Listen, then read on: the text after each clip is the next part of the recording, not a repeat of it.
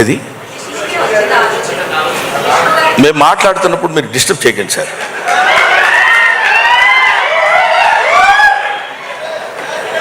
తీసుకో.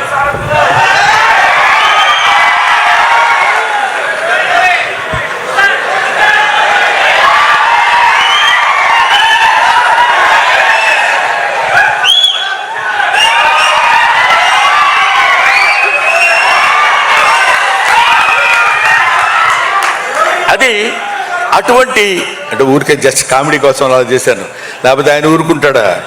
ముక్కల కింద నరికేస్తాడు, మామూలు కాదు. నాకు తెలుసు, అది మీకు తెలుసు. నాకు తెలుసు నేను ఎక్కువ మాట్లాడుతున్నానని. మీరు కూడా ఒక 70-80% ఇంట్రెస్ట్గా వింటున్నారని తెలుసు. ఓ 20% బోర్ కొట్టుద్ది, ఏంట్రా పద్యాలు పాటలు చదువుతున్నాడని. కానీ